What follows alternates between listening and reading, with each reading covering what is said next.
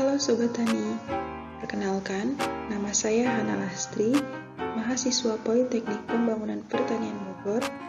Dalam video kali ini, saya akan memaparkan hasil laporan praktikum mata kuliah Pelestarian Sumber Daya Lahan Pertanian yang telah saya laksanakan di Kecamatan Tarogong Kidul, Kabupaten Garut, Jawa Barat.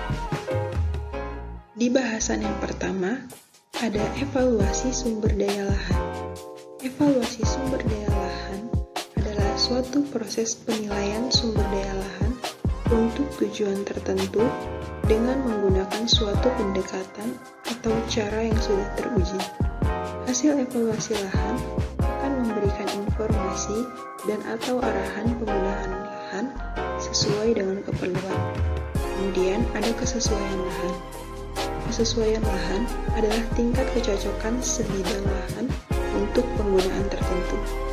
Kesesuaian lahan tersebut dapat dinilai untuk kondisi saat ini yang biasa disebut kesesuaian lahan aktual dan kondisi lahan setelah diadakan perbaikan atau yang biasa disebut kesesuaian lahan potensial. Untuk struktur klasifikasi kesesuaian lahan menurut kerangka FAO dapat dibedakan menurut tingkatannya, yaitu ordo, kelas, subkelas, dan unit.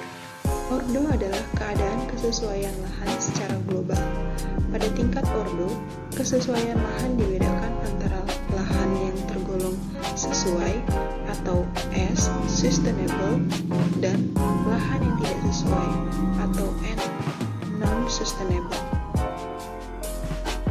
Untuk penilaian kelas kesesuaian lahan di Tarogong Kidul didapatkan data untuk temperatur rata-rata tahunan yaitu 24 derajat Celcius, yang mana kelas kesesuaian lahan aktualnya yaitu sangat sesuai dan kelas kesesuaian lahan potensialnya juga sangat sesuai. Kemudian untuk ketersediaan air, bulan-bulan kering yang ada di Kecamatan Tarogong Kidul yaitu 4 bulan, sehingga kelas kesesuaian lahan aktualnya adalah sangat sesuai dan kelas kesesuaian lahan potensialnya juga sangat sesuai. Untuk kondisi prakarang, ada kelas drainase tanah, yang mana kelas drainase tanahnya adalah baik, sehingga kesesuaian lahan aktualnya dikatakan sangat sesuai dan kelas kesesuaian lahan potensialnya adalah sangat sesuai. Untuk tekstur tanah, didapat tekstur tanah pasiran, di mana kelas kesesuaian lahan aktualnya adalah sangat sesuai dan kelas kesesuaian lahan potensialnya juga sangat sesuai. Untuk kedalaman perakaran yaitu 90 cm, di mana kelas kesesuaian lahan aktualnya adalah sangat sesuai dan kelas kesesuaian lahan potensialnya juga sangat sesuai.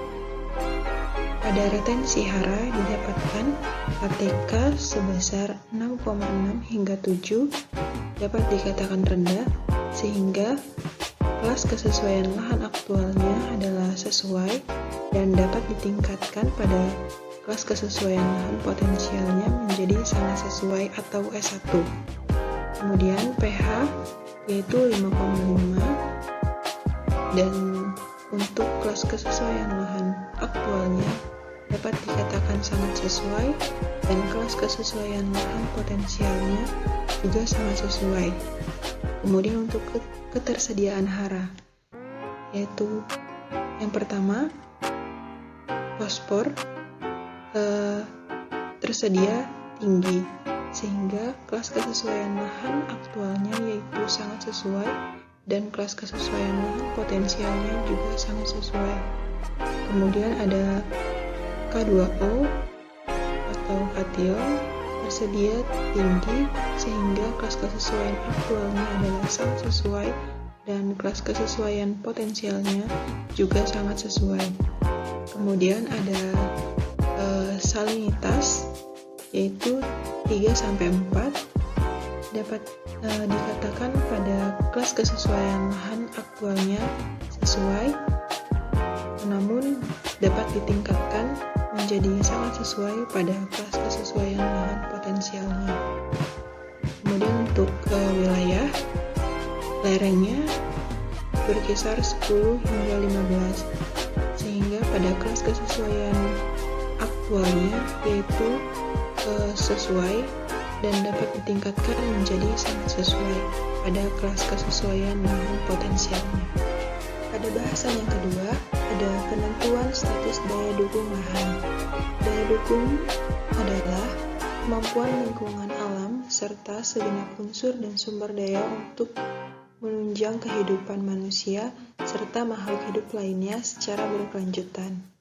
Konsep daya dukung menekankan kemampuan suatu daerah untuk mendukung jumlah maksimum populasi suatu spesies secara berkelanjutan pada suatu tingkat kebutuhan sumber daya yang diperlukan.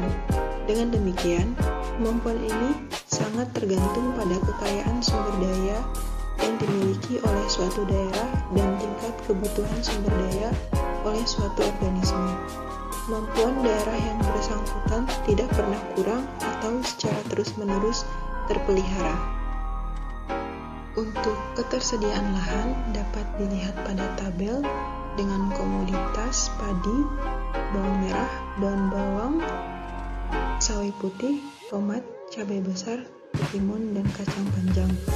Di sini sudah tertera produksi aktual, harga satuan komoditas, serta produksi potensialnya. Untuk ketersediaan lahan adalah produksi total dibagi harga satuan beras di tingkat produsen dikali 1 per produktivitas beras, sehingga menghasilkan 12.570 hektar. Kemudian untuk kebutuhan lahan untuk hidup layak didapatkan dari kebutuhan hidup layak per penduduk dibagi produktivitas beras lokal, di mana Tarogong Kidul memiliki jumlah penduduk 94.936 jiwa. Jika diasumsikan satu penduduk mengkonsumsi 1 ton beras per kapita per tahun, maka kebutuhan lahan untuk layak hidup di Tarogong Kidul adalah 0,37 hektar per penduduk. Total kebutuhan lahan adalah jumlah penduduk dikali luas lahan yang dibutuhkan untuk kebutuhan hidup layak, sehingga dihasilkan 35.126 hektar. Dengan catatan, bila ketersediaan lahan lebih besar daripada kebutuhan lahan, maka daya dukung lahan tersebut dinyatakan surplus. Dan sebaliknya, apabila ketersediaan lahan lebih kecil daripada kebutuhan lahan, maka daya dukung lahan dinyatakan defisit atau terlampaui. Dari analisis perhitungan sebelumnya, menghasilkan ketersediaan lahan di Tarogong Kidul yakni 12.570 hektar, dan kebutuhan lahan di Tarogong Kidul adalah 35.126 hektar. Maka, untuk status daya dukung di Tarogong Kidul dinyatakan defisit, karena ketersediaan lahan lebih sedikit dibandingkan dengan kebutuhan lahan. Selanjutnya, pada bahasan yang ketiga, ada pencemaran dan degradasi lahan. Pencemaran adalah perubahan yang tak dikehendaki dari lingkungan yang sebagian besar akibat dari kegiatan manusia. Untuk degradasi lahan adalah penurunan kualitas lahan dan produktivitas lahan atau pengurangan kemampuan lahan, baik secara alami atau karena pengaruh manusia. Pencemaran yang terjadi di lahan pertanian di Kecamatan Tarogong Kidul banyak terjadi akibat kebiasaan buruk masyarakat yang membuang sampah sembarangan, baik itu di pinggir jalan maupun di aliran sungai. Sampah yang dibuang sembarangan ke sungai ada yang masuk dan mengalir menuju lahan persawahan, sehingga mengakibatkan pencemaran pada lahan pertanian sawah. Hal ini berdampak buruk bagi kesuburan tanaman dan hasil produktivitas tanaman. Selain itu, hal ini juga berdampak buruk bagi hayati yang berada di sekitar persawahan. Hal yang dapat dilakukan untuk mengurangi dan mengatasi pencemaran pada lahan pertanian ini adalah dengan mengolah kembali sampah yang akan dibuang. Setiap rumah tangga diwajibkan dalam memisahkan antara sampah organik dengan sampah non-organik, yang nantinya sampah organik dapat diolah menjadi pupuk kompos, sedangkan sampah non-organik dapat didaur ulang ataupun digunakan kembali, sehingga mengurangi sampah yang akan dibuang sembarangan. Demikian pemaparan hasil praktikum yang dapat saya sampaikan. Kurang dan lebihnya, saya mohon maaf yang sebesar-besarnya. Sekian dan terima kasih.